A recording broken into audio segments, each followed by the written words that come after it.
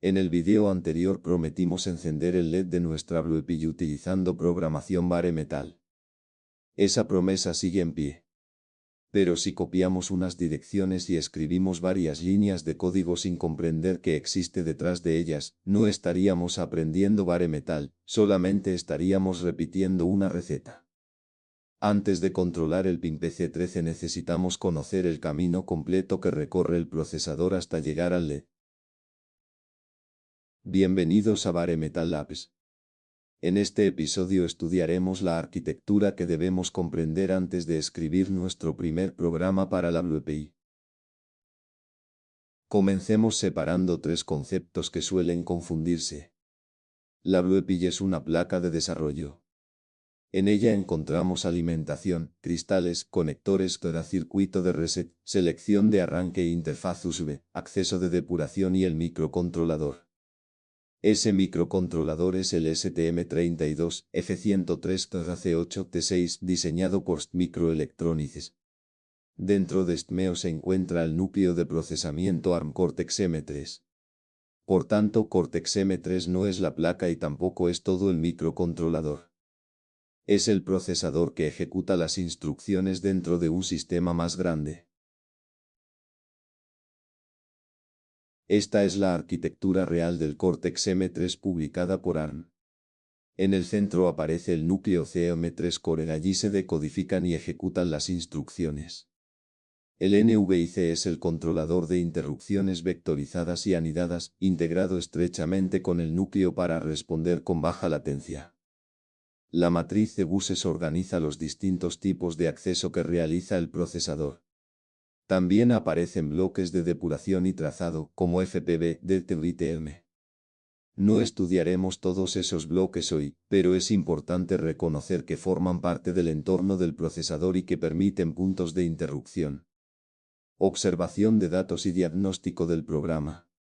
Algunos bloques, como la MPU y el ETM, pueden ser opcionales según la implementación.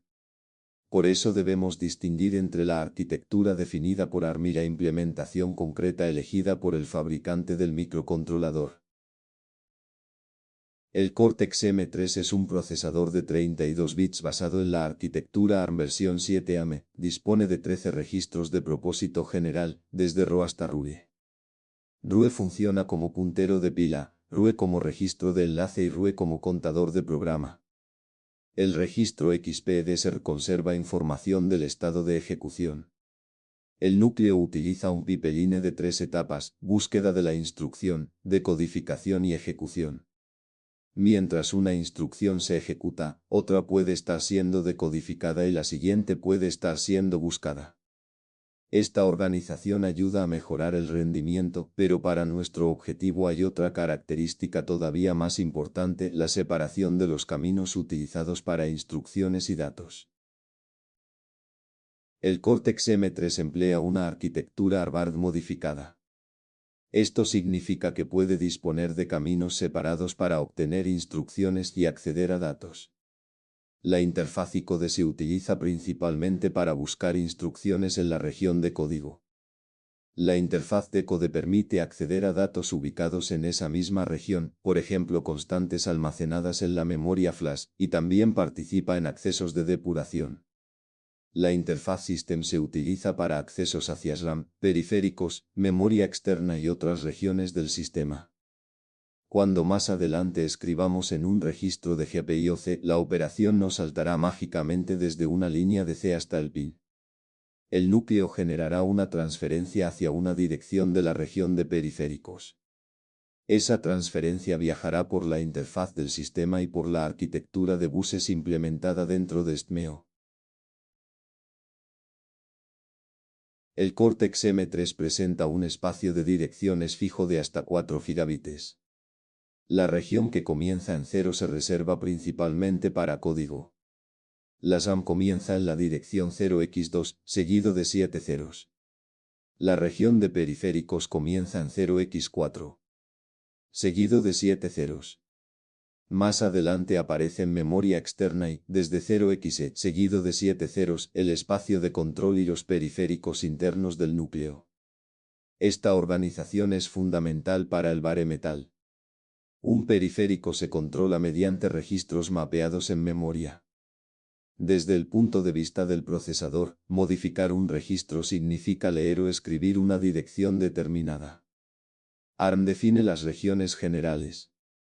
Se decide qué periféricos concretos coloca dentro de la región correspondiente y qué direcciones les asigna. Pasemos ahora del procesador al microcontrolador. En el diagrama oficial del STM32F103 vemos al Cortex M3 acompañado por memoria flash, RAM, controlador DMA, sistema de reloj y reset, temporizadores, conversores analógicos, interfaces de comunicación y puertos GPIO. La versión STM32F103C8T6 de nuestra Bluetooth integra un núcleo Cortex M3 que puede funcionar hasta 72 MHz, memoria flash, RAM y los periféricos necesarios para construir sistemas embebidos completos. Esta es la razón por la que no debemos llamar Cortex M3 a toda la placa. ARM aporta el núcleo, esto lo integra con memorias, buses y periféricos, y el fabricante de la Bluetooth construye una placa alrededor de ese microcontrolador. La MU muestra con mayor precisión cómo se conectan esos bloques.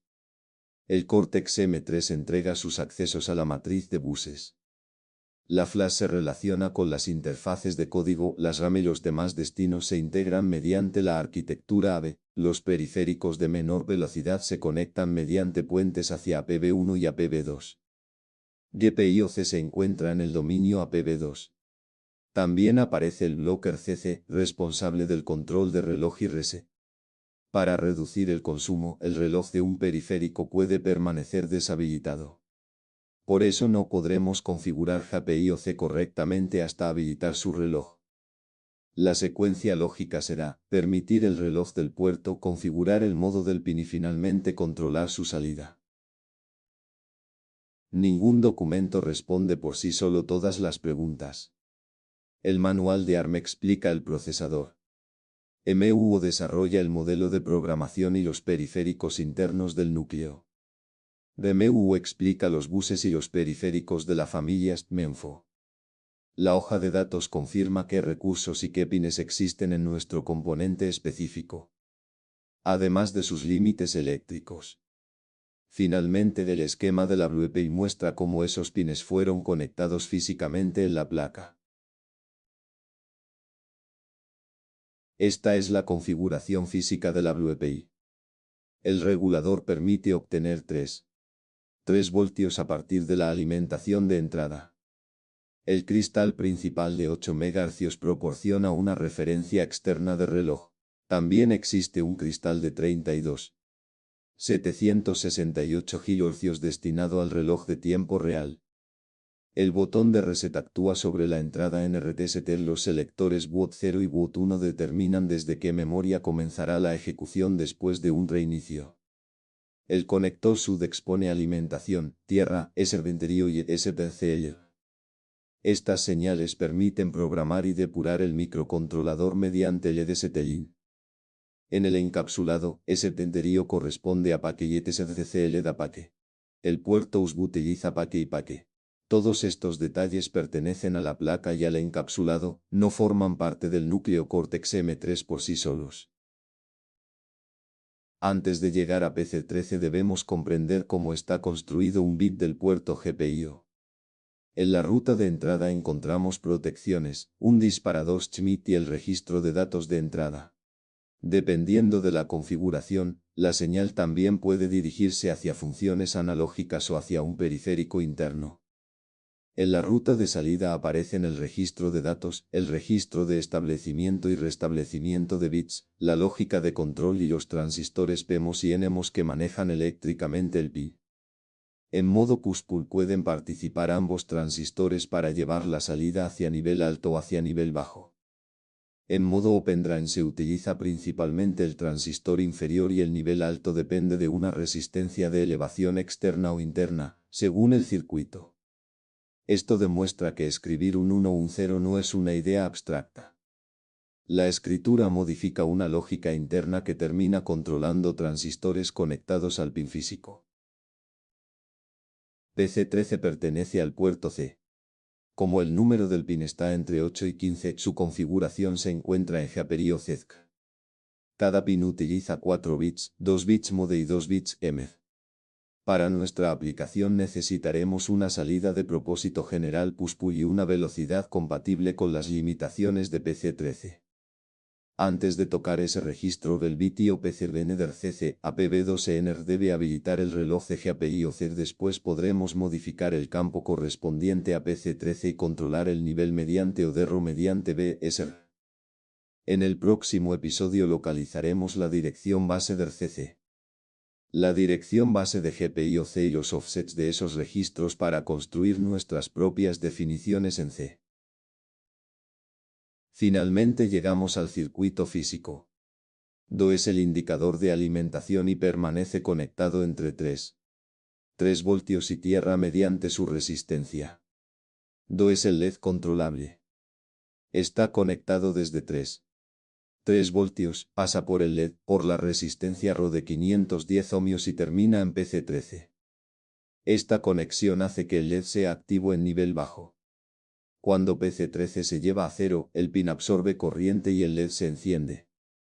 Cuando PC13 se lleva a 1, la diferencia de potencial sobre el conjunto disminuye y el LED se apaga.